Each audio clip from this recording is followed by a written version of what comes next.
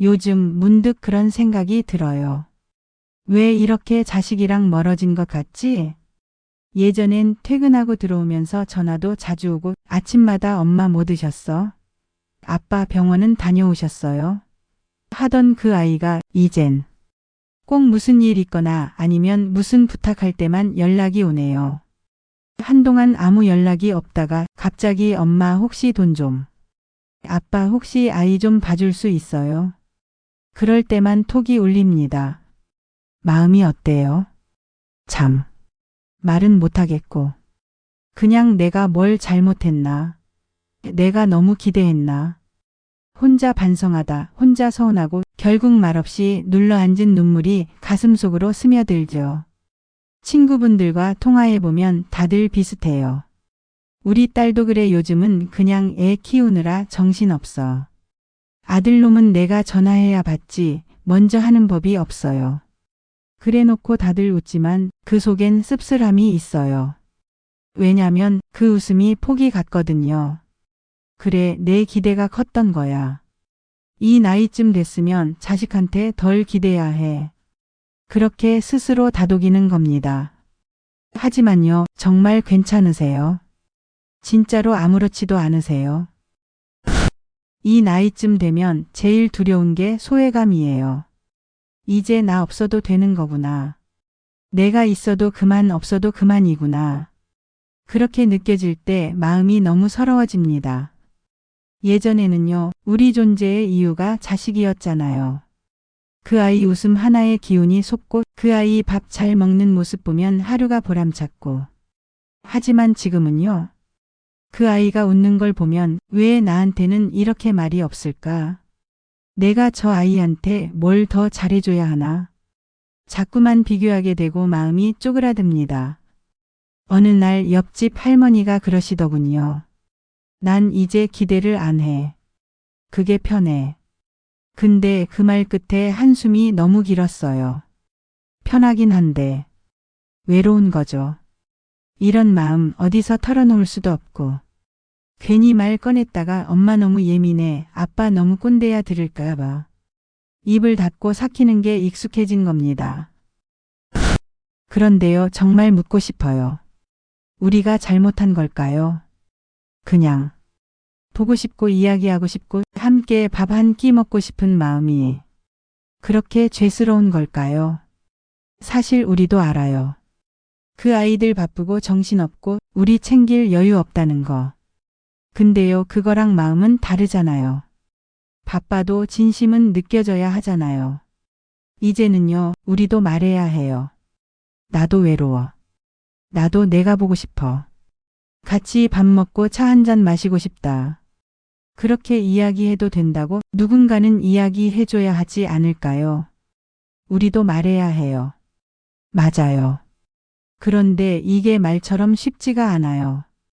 혹시 상처받을까봐, 혹시 서운해할까봐, 내가 또 너무 예민한 엄마, 귀찮은 아빠처럼 보일까봐. 그래서 그 말 한마디를 꾹꾹 눌러 삼키는 거죠. 그런데요, 그게 우리 마음을 점점 아프게 만듭니다. 속으로만 삼키는 말은 언젠가 폭발이 되거든요. 그게 가족 사이에서도 생채기를 남기죠. 그렇다면 어떻게 말해야 할까요?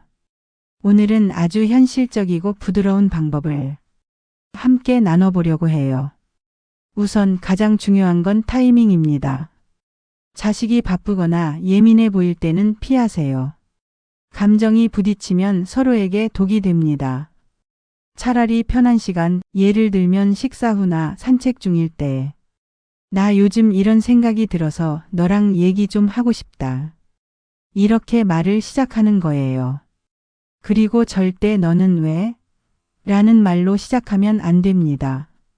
그건 상대방을 바로 방어하게 만들어요. 대신 나는으로 시작하는 말을 써보세요. 예를 들면 이런 거죠.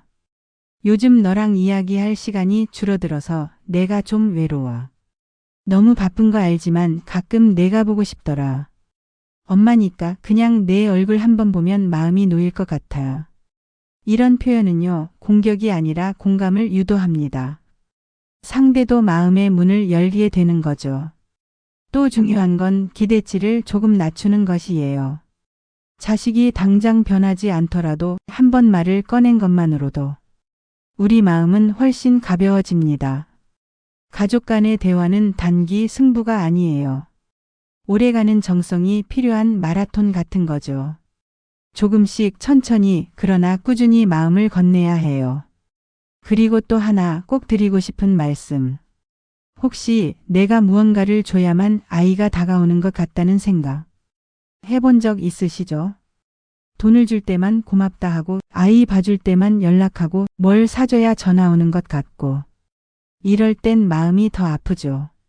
하지만요, 이럴수록 거절하는 연습도 필요합니다. 자식 사랑, 그것만이 인생의 전부는 아니니까요. 예를 들어 이런 식으로 말해보세요. 이번 주는 내가 좀 힘들어서 다음에 아이 좀 봐줄게. 요즘은 병원도 다니고 체력이 안 좋아서 이번엔 힘들겠네. 이번에 내가 몸이 좀 안 좋아. 내가 잘 회복하면 도와줄게. 이런 말은 사랑하지 않아서가 아니라 나 자신도 소중하기 때문에 하는 말이에요. 우리가 자식에게 너무 헌신만 하면 결국 우리 스스로를 잃게 됩니다. 그래서 오늘 말씀드리고 싶은 핵심은 이거예요. 말하세요. 하지만 똑똑하게 따뜻하게. 우리도 표현해야 합니다. 사랑도 외로움도 바람도. 그걸 숨기면 자식들도 몰라요. 자식은 우리가 말하지 않으면 우리가 괜찮은 줄로만 압니다. 그건 오해예요. 말하지 않았기 때문에 생긴 거리일 뿐이에요. 그리고 때로는요, 우리가 먼저 아이에게 다가가는 것도 괜찮습니다. 짧은 문자 한 통, 밥 먹었어? 엄마 생각나서. 이런 한마디가요, 아이가 다시 우리에게 돌아오게 하는 다리가 될 수 있어요.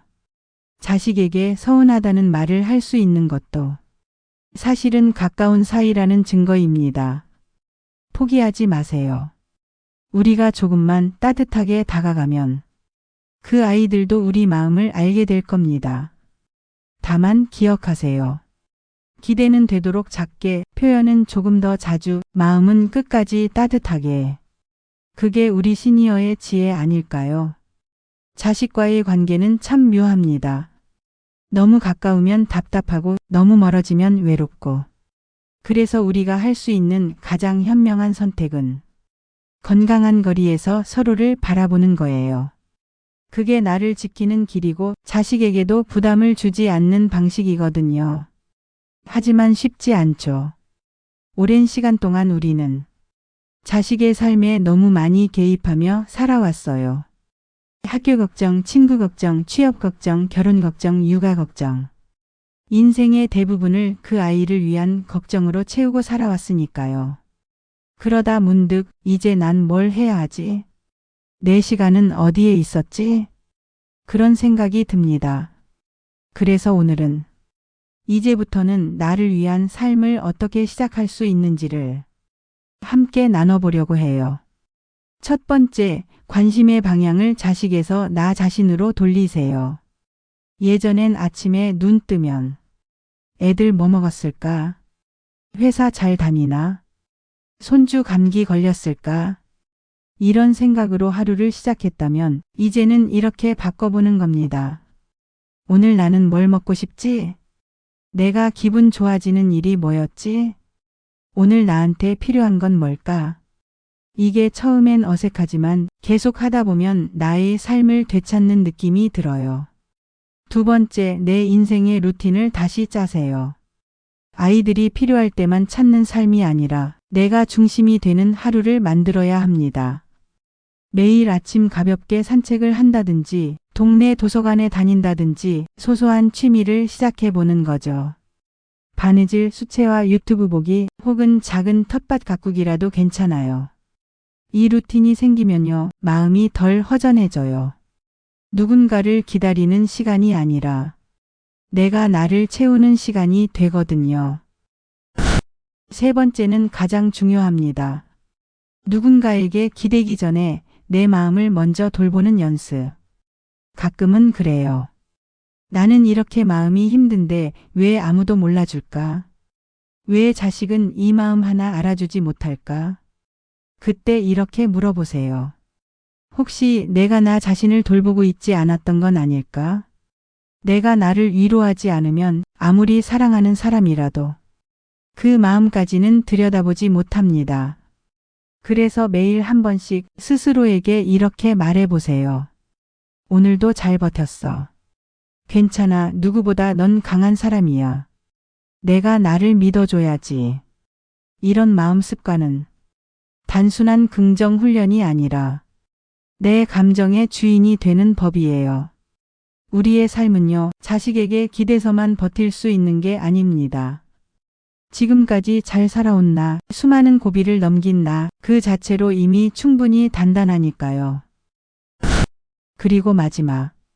자식에게 마음의 여지를 남기세요. 완전히 기대지 않되 너무 닫아두지도 마세요. 기회가 될 때 따뜻한 밥 한 끼 같이 하고 오랜만에 전화 한 통 오면 왜 이제야 전화했냐는 말보다 전화 줘서 고맙다는 말로 받아주세요. 이 한마디가 관계를 다시 따뜻하게 만들 수 있습니다. 삶은 참 길고도 짧습니다. 그리고 우린 어느덧 인생의 뒷페이지를 써 내려가는 중이죠. 그 뒷페이지를 후회나 서운함으로 채우기보다는 나를 위한 시간으로 내가 좋아하는 것들로 내 감정에 솔직한 하루로 채우는 것. 그게 우리가 자식에게 진짜로 보여줘야 할 삶의 모범 아닐까요? 오늘 이야기 마음에 조금이라도 와닿으셨다면 꼭 기억해 주세요. 자식은 우리가 생각하는 만큼 우리의 마음을 알지 못합니다. 말하지 않으면 몰라요. 표현하면 적어도 마음은 덜 아픕니다. 그리고 가장 중요한 건 이제는 내 인생을 살아야 할 시간이라는 것. 지금 이 순간부터 그 삶을 시작해도 늦지 않았습니다. 이 영상을 보는 지금 이 순간이 바로 그 출발점이 될 수 있습니다. 당신은 혼자가 아닙니다. 우리는 함께 살아가는 존재고 서로의 마음을 이렇게 나눌 수 있다는 것만으로도 충분히 위로가 됩니다.